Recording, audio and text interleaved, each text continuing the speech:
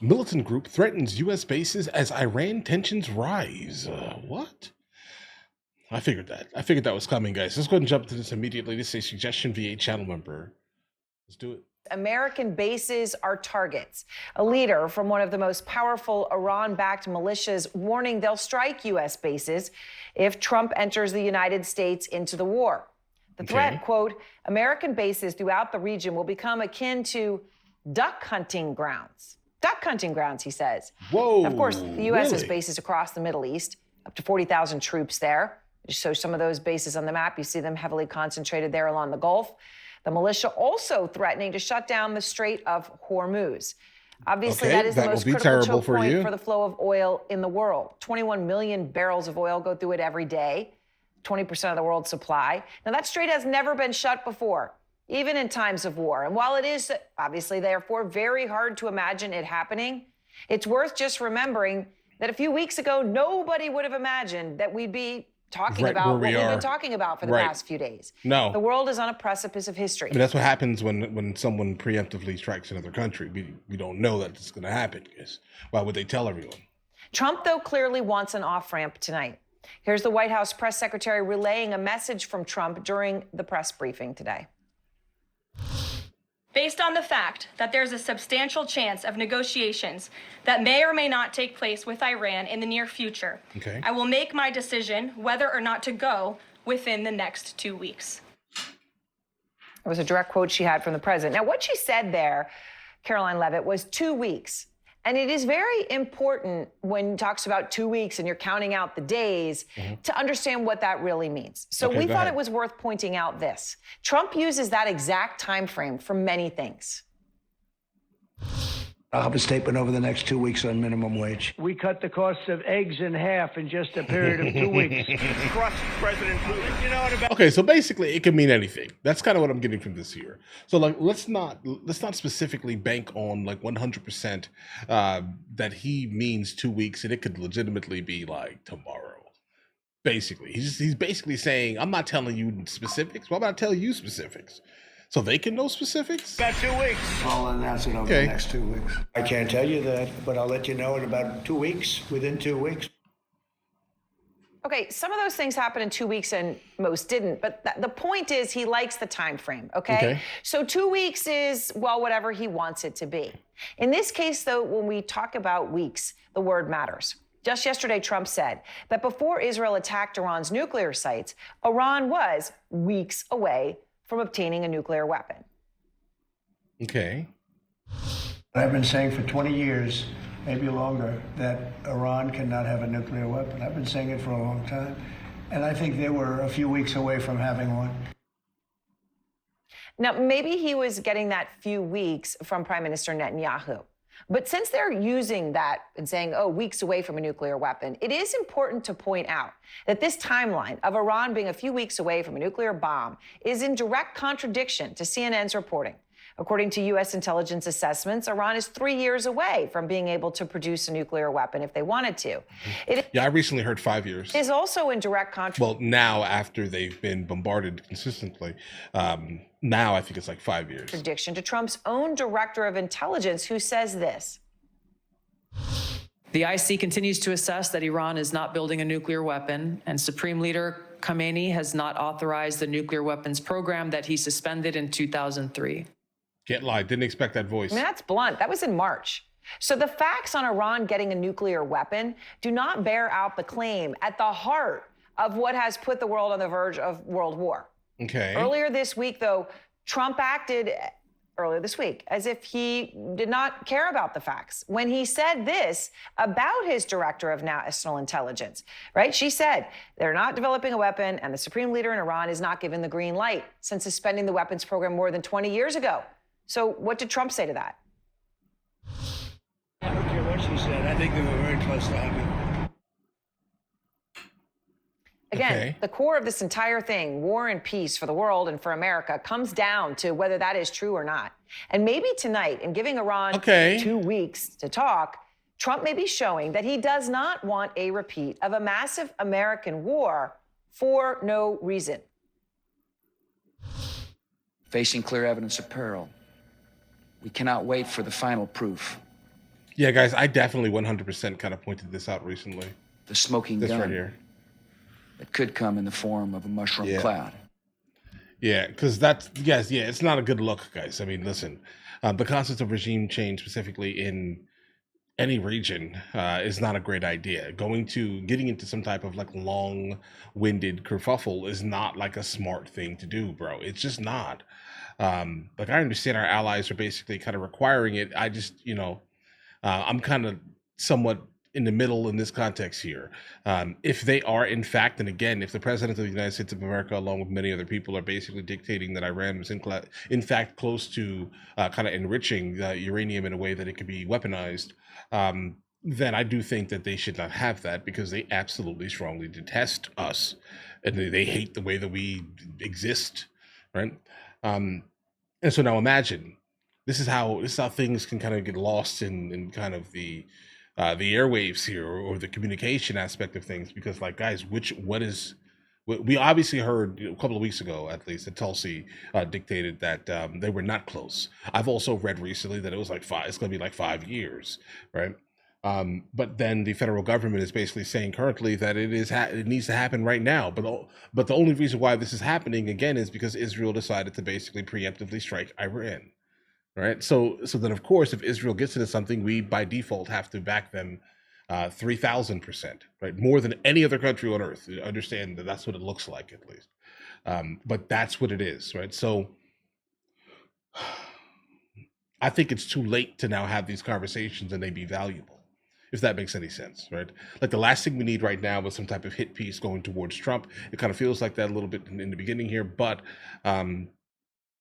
it's too late for this now, because again, what Israel does, we follow, basically, by default, right? So we're kind of stuck in this now, guys. Kristen Holmes is out front live outside the White House. And Kristen, I know you're talking to your sources there. What is the thinking inside the White House right now on what's next?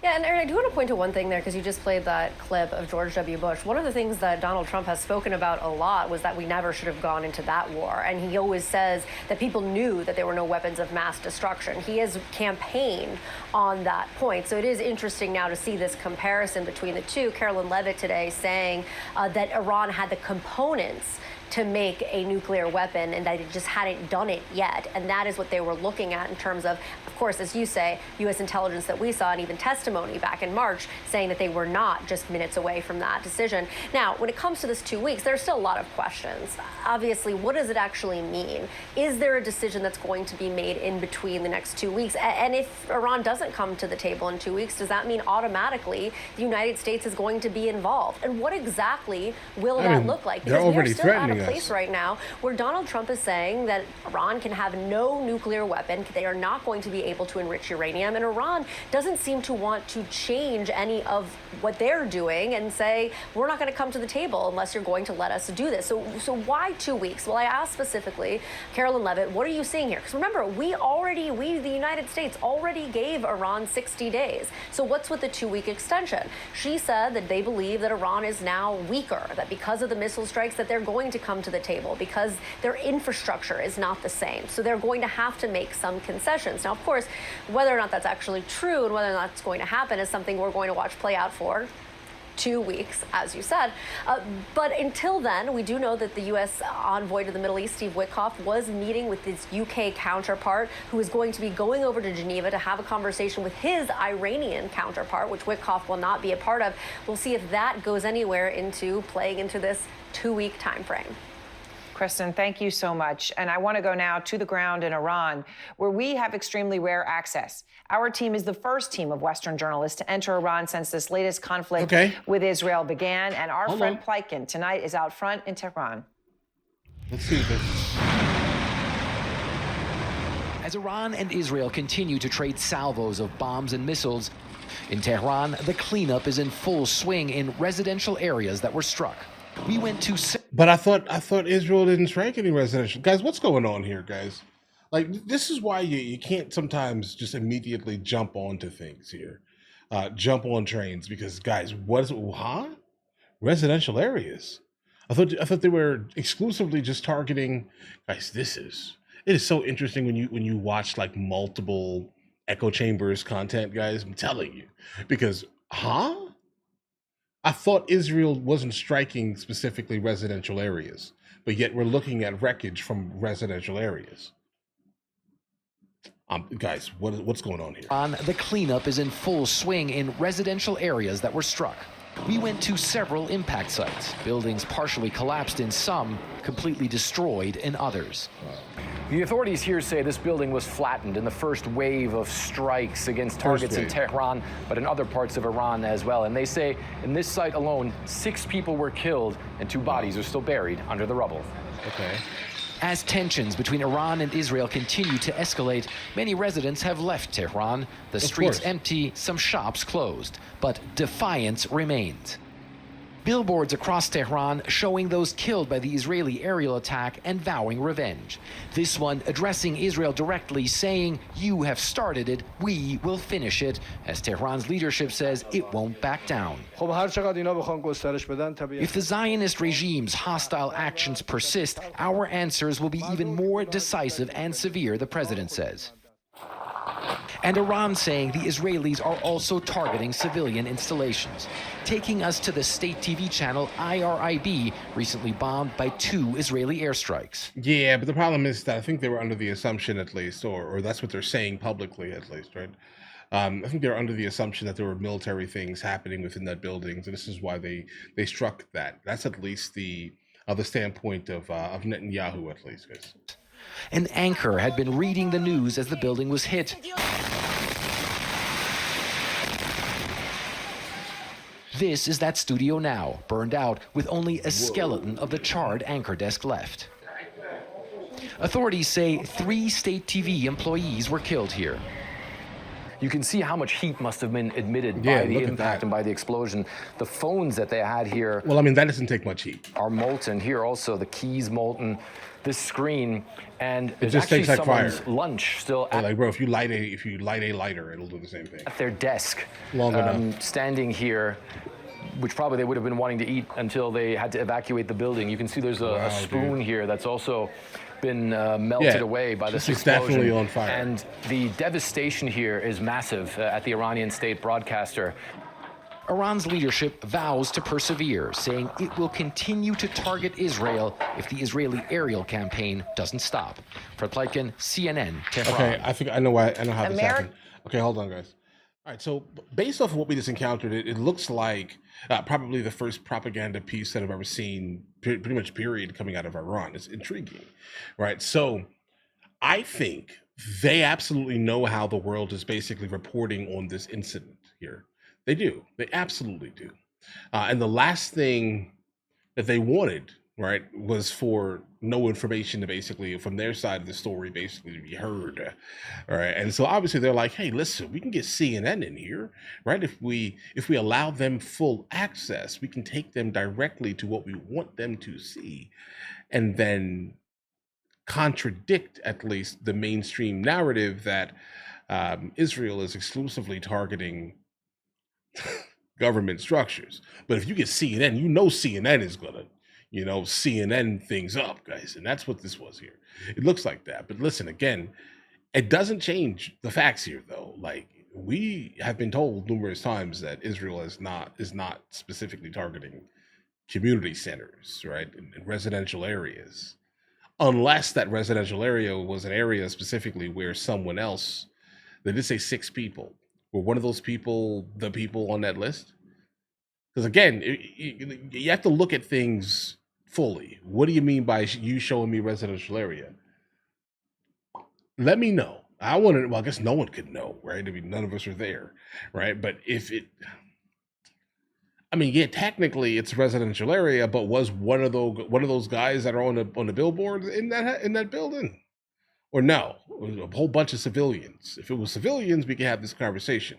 But it seems like pretty much common typically, CNN and their anchors are basically just saying what, kind of needs to be said, let's say, to make people feel good.